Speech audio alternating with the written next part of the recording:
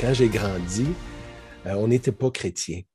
On était une famille catholique pratiquante. C'était beaucoup de notions là, sur l'Évangile, sur le Christ, mais on n'avait pas rencontré Jésus personnellement.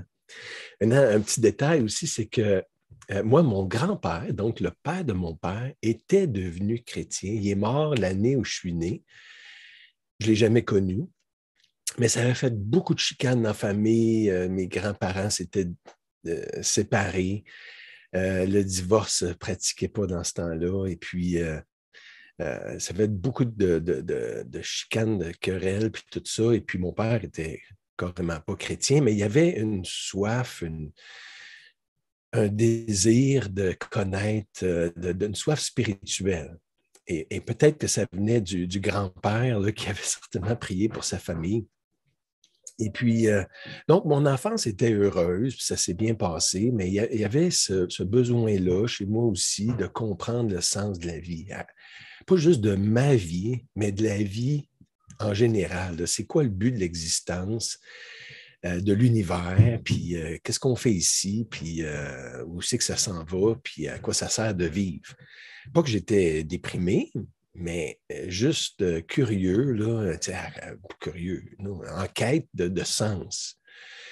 Fait que je me souviens en grandissant, on était pendant 5 ans en Turquie, mon père travaillait pour une compagnie téléphonique et puis il avait été transféré en Turquie, puis un prêtre là-bas me donnait des bandes dessinées sur la vie des saints, puis j'avais reçu d'un autre curé une Bible en images, et puis je lisais ça, puis je trouvais ça beau de voir des gens qui étaient dévoués à Dieu. Et puis, c'est ça, certainement mes parents m'ont influencé là-dedans. Pendant qu'on était en Turquie, ils ont fait un voyage aux Indes, visité des ashrams. Ils ont été en Israël aussi, faisaient du yoga, du mysticisme. Puis, donc, il y avait une recherche. Et puis, justement, d'ailleurs, quand on est revenu au Canada, j'avais 15 ans. Mes deux parents et moi, on a commencé à faire de la méditation transcendantale. Je ne sais pas si vous connaissez ça, là. Ils te donnent un mantra, un mot que tu répètes, puis tu médites le matin, le soir, et puis c'est censé t'apporter, t'identifier à la conscience cosmique. Puis je faisais des fins de semaine de retraite. Mes parents, ils ont arrêté après 1 an, puis sont retournés plus, se sont impliqués davantage à l'Église catholique. Mais moi, j'ai continué pendant 5 ans, tout ça, là, jusqu'à 20 ans. Là, puis, mais bon, je cherchais à gauche puis à droite, là, puis, mais la vie est encore vide.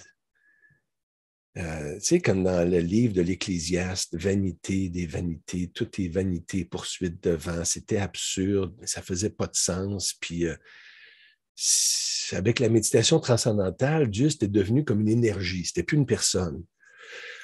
Et puis, ben, tu sais, s'il n'y a pas de Dieu vraiment, ben, on est un accident dans l'univers. On est de la poussière d'étoiles qui va retourner en poussière. Puis un accident, là, ça n'a pas de but, ça n'a pas de sens, ça ne sert à rien.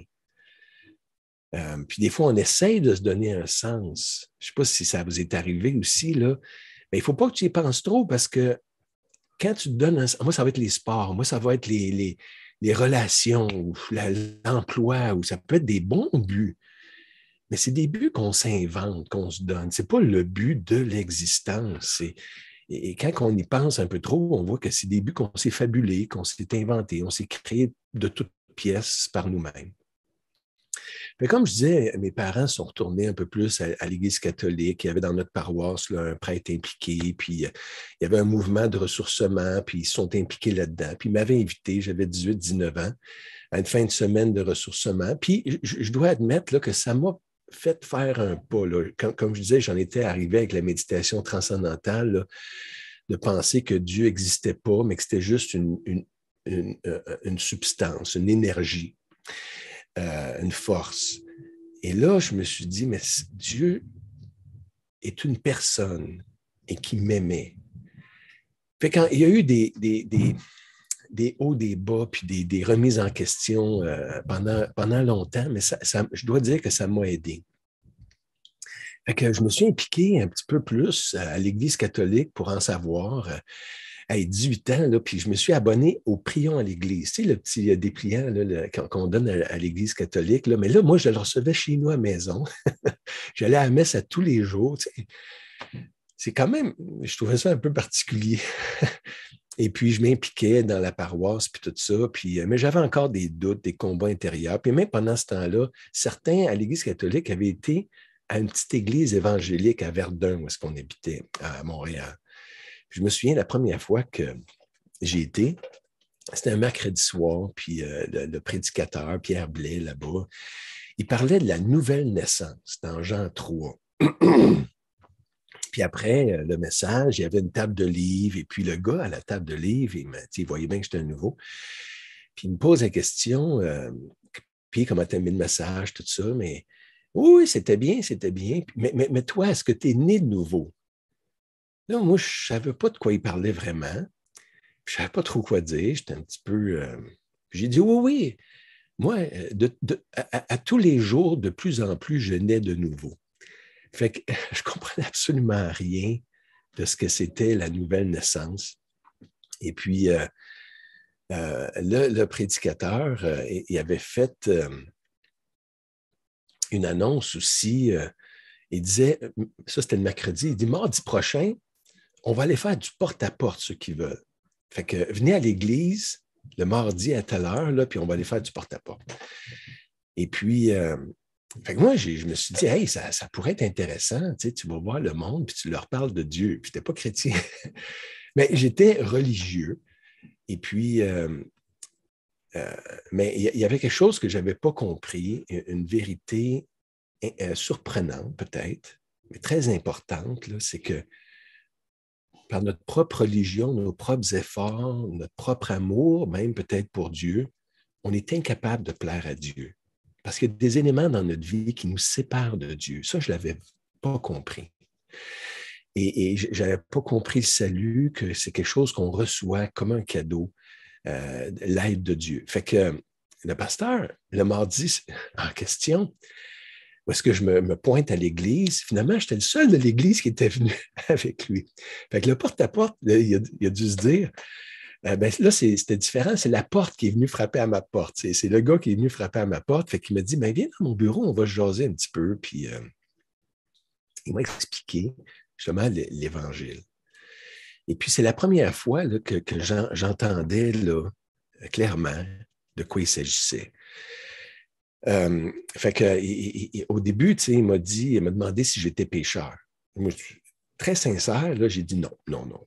Je n'étais pas criminel, je n'étais pas méchant, j'étais une bonne personne, j'allais à l'église, j'étais un étudiant, je faisais du sport, je ne cherchais pas le trouble. Non, je ne suis pas un pécheur, moi. Et puis là, il était un petit peu pris au dépourvu, mais il dit, ah, comme ça, tu es parfait. Ouais, ben là, non, pas tout à fait. Ah ben alors, t'es pécheur. Bon, ouais, un petit peu peut-être. Et puis, c'était pas pour me rabaisser qu'il disait ça, pour me dénigrer, non, mais c'était, dans le fond, il faut comprendre qu'on a un problème avec Dieu dans la relation. Moi, j'en étais pas conscient. Mais on ne peut pas devenir intéressé à une solution si on ne prend pas conscience qu'on a un problème dans notre relation avec Dieu. Et c'est ça que le pasteur essayait de me communiquer, qu'il y avait cette difficulté-là. Si je ne me connaissais pas perdu, je ne pouvais pas chercher un sauveur.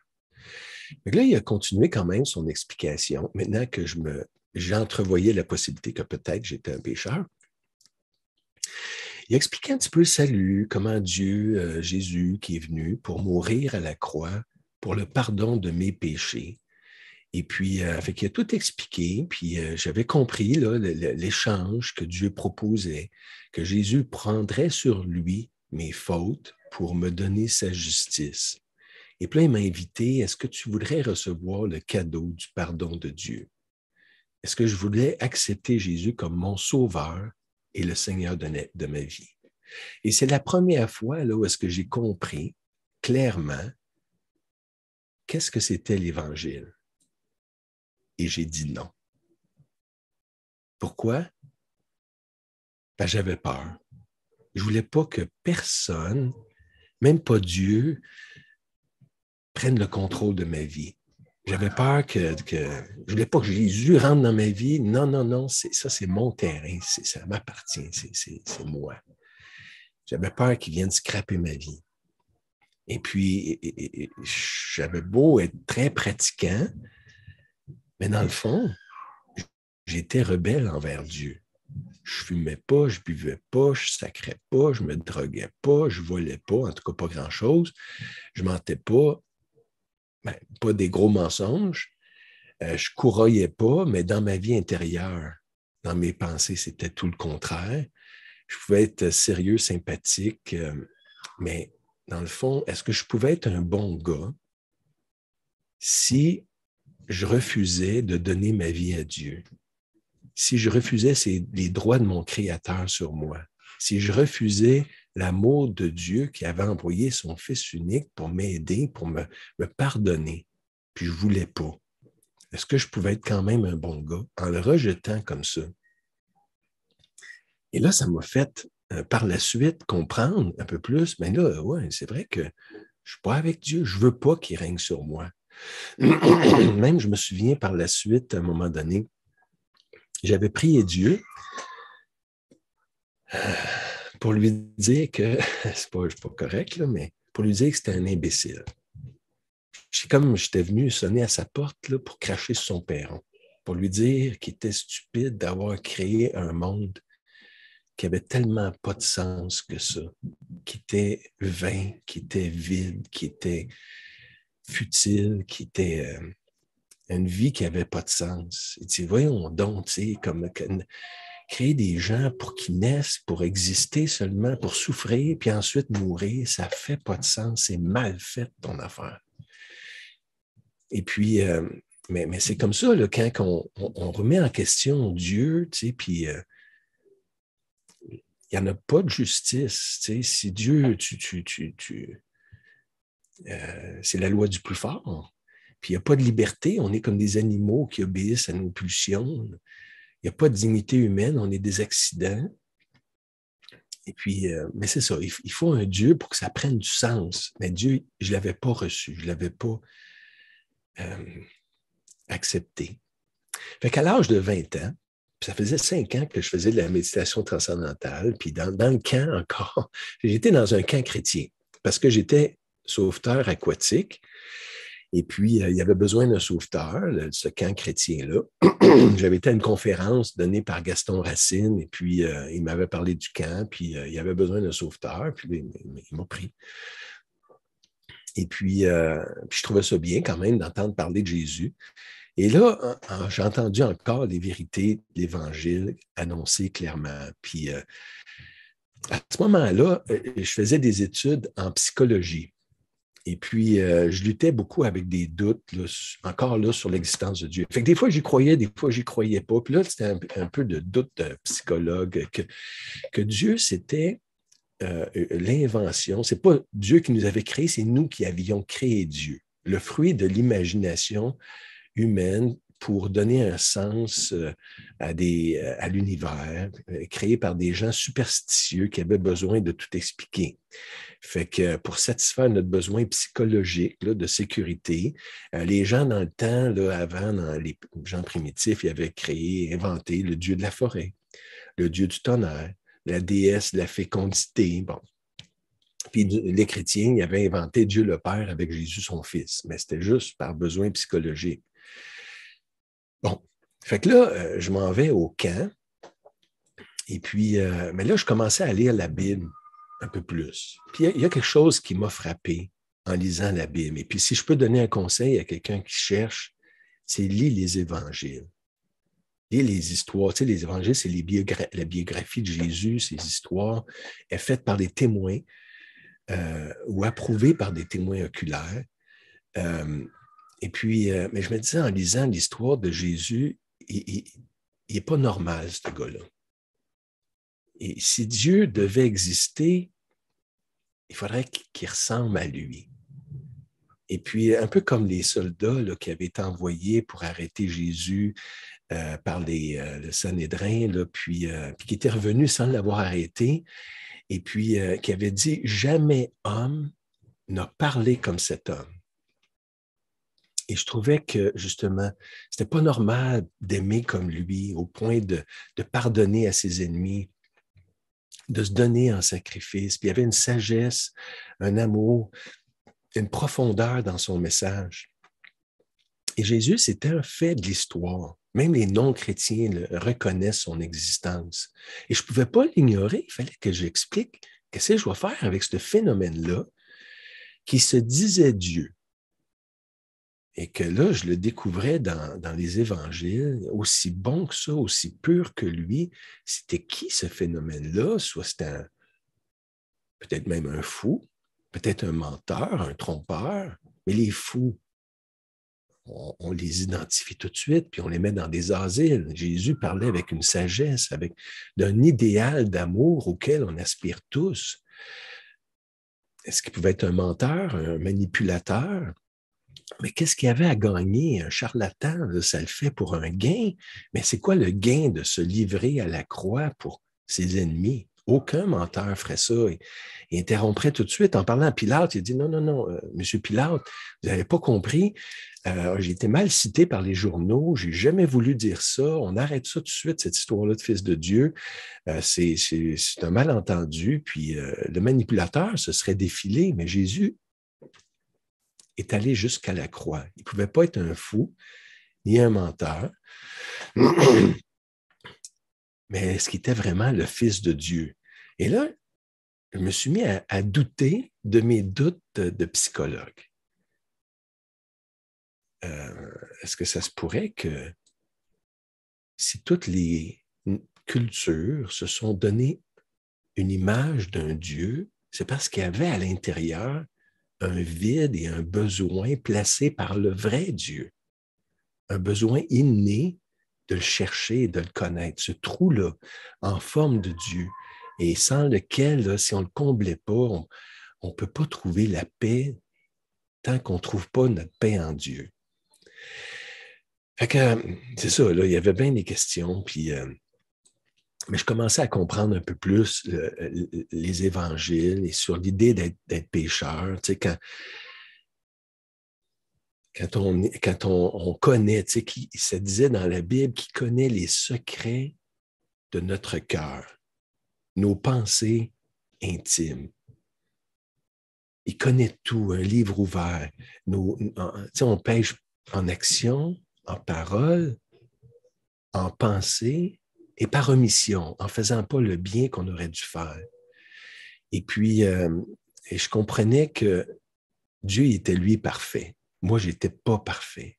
Et tous mes efforts d'un être imparfait pour plaire à un Dieu parfait ne seraient jamais suffisants. Je ne serais jamais capable d'être parfait. Et si il voulait m'aider, ben, c'était une bonne idée parce que j'avais besoin d'aide. Je ne pouvais pas être parfait. Fait que c'est ça. J'avais compris là, un peu plus la mécanique. Là. Oui, OK, Jésus était venu pour mourir sur la croix pour des êtres imparfaits et pécheurs comme moi, pour pardonner nos péchés et me donner sa justice. Fait que la compréhension devenait plus complète.